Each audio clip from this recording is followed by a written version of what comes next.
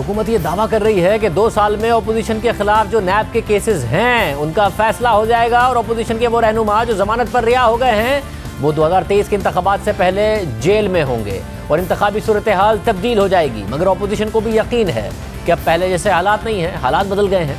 इस वक्त अपोजिशन के तकरीबन तमाम रहनुमा जमानत पर हैं और अब तक करप्शन के इल्जामात साबित नहीं हो सके हैं, जो तहरीक इंसाफ के एहतसाब के बयानिए को बड़ा धचका है। दूसरी तरफ तहरीक इंसाफ की हुकूमत का एक बड़ा वादा बैरून मुल्क से लूटी हुई दौलत की वापसी भी था।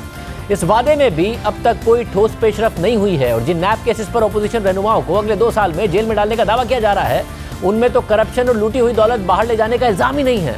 इमरान खान जिस दिन वजीर आजम बने उस दिन भी उन्होंने कहा था कि वो बैरून मुल्क से पाकिस्तानियों का पैसा वापस लाएंगे। मेरा वादा है अपनी कौम से कि जो पैसा इस मुल्क का लूट के ये बाहर लेके गए हैं वो पैसा वापस लेके आऊंगा इंशाअल्लाह पाकिस्तान। इसके बाद भी इमरान खान ने वजीर आजम मुंतखब होने के बाद कौम से खिताब करते हुए एक बार फिर बैरून मुल्क से पैसों की वापसी की बात की और टास्क फोर्स कायम करने का ऐलान किया। हम एक टास्क फोर्स बना रहे हैं जो पाकिस्तान के पैसे चोरी होकर बाहर गए हैं मुल्क से, हमने पूरी एक हाई पावर टास्क फोर्स बनानी है। हमने ये पैसा वापस लेके आना है पाकिस्तान में। सितंबर 2018 में हुकूमत ने बैरून मुल्क से लूटी हुई दौलत वापस लाने के लिए एसेट रिकवरी यूनिट के क़याम का ऐलान किया। वज़ीर आज़म के मुशीर बराए एहतसाब शहजाद अकबर ने यूनिट के क़याम के ऐलान के साथ ही दावा किया कि 100 अफराद को टारगेट किया जाएगा।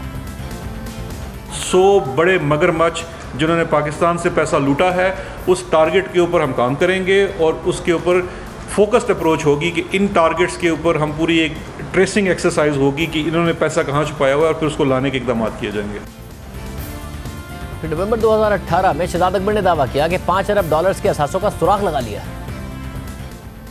10 ममालिक के अंदर जो हमारी इस वक्त तक तहकीक हुई है, जो एसेट्स हम ट्रेस कर पाए हैं, उसका कुल हुजम इस वक्त $5.3 अरब है और ये पाकिस्तानी रुपयों में 700 अरब रुपए बनते हैं। 1.3 अरब के तो वो डायरेक्ट केसेस हैं मनी लॉन्ड्रिंग के, जो पाकिस्तान से पैसे बाहर लॉन्डर हुए हैं। शहजाद अकबर के इस दावे पर हमने अपने प्रोग्राम में पूछा कि जिन अफराद के ये $5 अरब के असासे हैं उनकी शनाख्त हो गई है, तो उन्होंने कहा कि इस हवाले से उनके पास तफसीलात हैं। ये पैसा वापस लाया जा सकता है या इंडिविजुअल्स आपने आइडेंटिफाई कर लिए हैं कि ये $5 अरब किस किस के हैं और किस तरीके से अब उन्हें पकड़ा जा सकता है, आइडेंटिफाई किया जा सकता है या पैसा वापस लाया जा सकता है या पेनल्टीज मिल सकती हैं उनसे?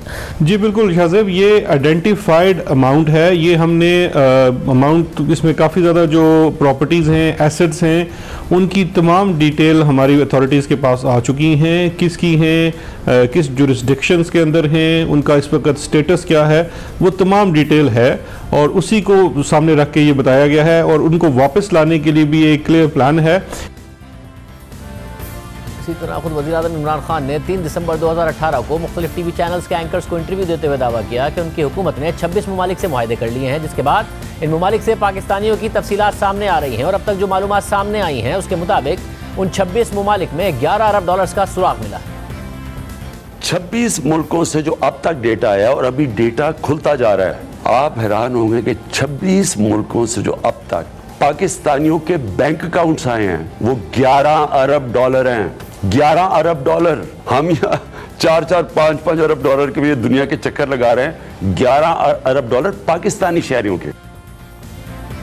अगर कोई पेशरफ नहीं की गई और हकीकत यही है कि जिस दौलत के बारे में तहरीक इंसाफ दावा करती रही है कि उसे लूट कर मुल्क से बाहर ले जाया गया है, वो दावे धरे के धरे रह गए हैं। हुकूमत ने एक के बाद एक एमनेस्टी स्कीम जरूर दी और उसमें तौसी भी करती रही, मगर पकड़ा किसी को नहीं, एहतसाब किसी का नहीं किया, पैसे उस तरीके से वापस नहीं लाए गए जिस तरीके से दावा किया गया था। तो क्या अब भी हुकूमत के एहतसाब के नारे में 2023 के इलेक्शन के लिए दम होगा, खासतौर पर उस वक्त कि जब अपोजिशन रहनुमाओं की जमानत के फैसलों में अदालतें नैब के केसेस के मेरिट्स, नैब की नीयत और किरदार पर सवाल उठा चुकी हैं, सियासी इंजीनियरिंग का इदारा कह चुकी हैं नैब को, और फिर नैब का मौक़िफ़ है कि ज़मानत का जो फैसला है वो केस का मंतकी नतीजा नहीं होता, मगर जो इल्ज़ामात हैं उनके हवाले से अदालत बहुत बड़े सवालात उठा चुकी है।